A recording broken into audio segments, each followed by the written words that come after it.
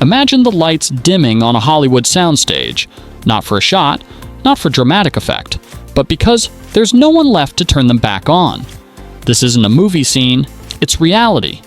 The once thriving epicenter of global entertainment now echoes with a silence that no director called for.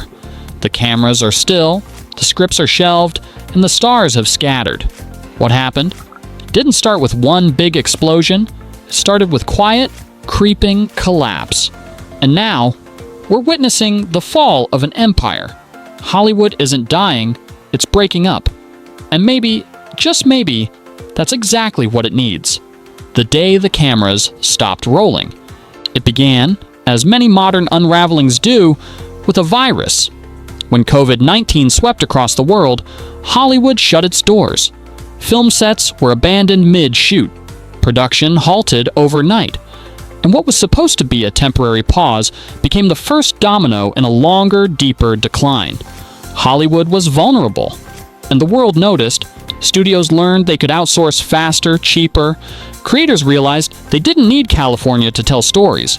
And the audience? They found new habits, new screens, and new voices. When the lights came back on, something had changed. The center no longer held. The strike that shattered the system.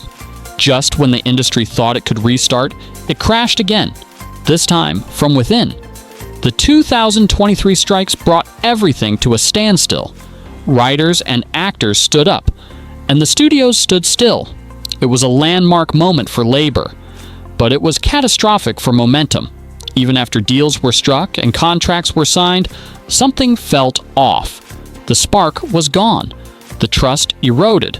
Audience loyalty had been tested for too long, and the fallout didn't just delay movies, it destroyed careers, emptied studios, and set Hollywood back years. The wounds are still bleeding, and the audience moved on. The culture war behind the camera. It would be easy to blame the virus, or the unions, or the economy. But the truth is less convenient. Hollywood did this to itself. What once was a place of bold storytelling became a pulpit. The mission drifted from entertainment to education, from storytelling to sermonizing. Film became filtered through checklists, casts assembled to check boxes, scripts approved by committees of ideology rather than artistry. People don't pay to be preached to. They pay to escape. And when Hollywood forgot that, the audience didn't complain. They just stopped buying tickets. Why LA became the worst place to make a movie? Once upon a time, Los Angeles was the dream, the sunshine, the studios, the stars. Now, it's a red tape nightmare. Ask any independent filmmaker what it costs to shoot in LA, and you'll hear numbers that make your jaw drop. $50,000 a day to film in a courthouse. Thousands more in fees for permits, fire marshals, union reps who stare at their phones instead of doing their jobs. Compare that to places like Kentucky, Georgia, or even Eastern Europe, where cities roll out the red carpet instead of red tape. The exodus isn't accidental, it's economical. Hollywood left Hollywood behind. Political theater meets the silver screen. You'd think politicians would notice the decline and rush to reverse it. They noticed, but their solutions only made things worse. Los Angeles Mayor Karen Bass and California Governor Gavin Newsom promised to save the film industry with incentives and reform. What they delivered was bureaucracy wrapped in ideology. You want a tax credit? Better have diversity metrics, land acknowledgements, gender-neutral bathrooms on set. It's a checklist, not a policy. And the more complicated it got, the faster the studios fled. Not because they hated inclusion, but because they hated inefficiency and mandates that strangled creativity. When Hollywood turned on its own audience, one of the worst sins Hollywood committed wasn't against its own talent, it was against its fans. The message? If you don't like our movies, you're the problem. Fans were labeled ignorant, bigoted, or out of touch for not embracing new directions. The backlash was predictable, but Hollywood doubled down. Beloved franchises turned into ideological battlegrounds. Criticism was dismissed as hate. Instead of winning the audience back, the industry turned on them. And those fans? They found new content, independent, decentralized, and unbothered by politics. Tom Cruise and the death of the movie star. Then there's Tom Cruise, a relic, some would say, but he might just be the last movie star.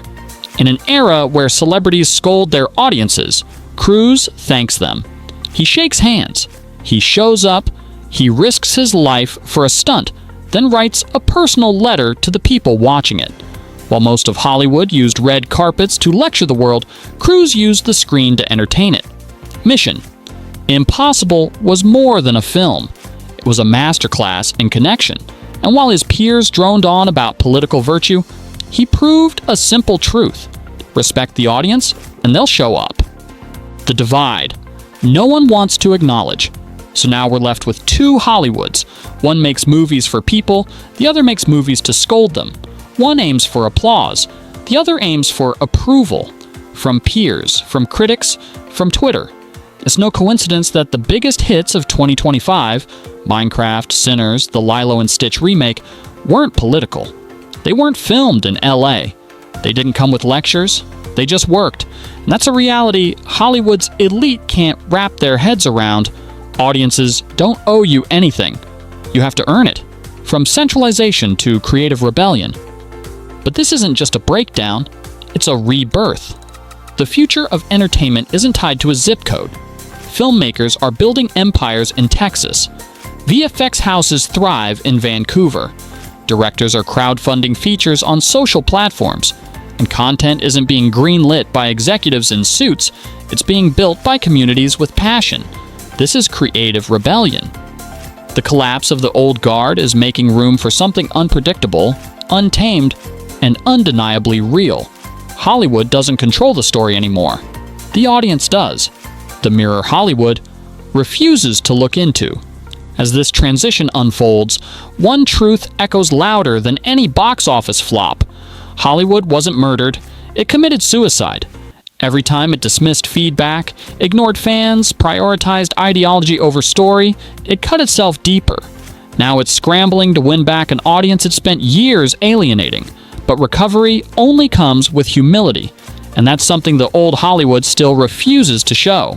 Until then, the industry will keep spinning its wheels, wondering why the lights keep going out. This is not the end, it's the start of something better. What we're witnessing isn't the end of movies. It's the beginning of something new. The gatekeepers are gone. The power is shifting. And the next great story won't come from a studio boardroom.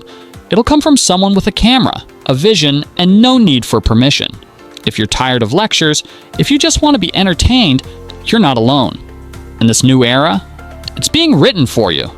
If this video resonated with you, make sure to like, comment, and subscribe. Tell us in the comments what you think the future of film looks like, and who you think should lead it. Because the next Hollywood might not be a place, it might be a movement.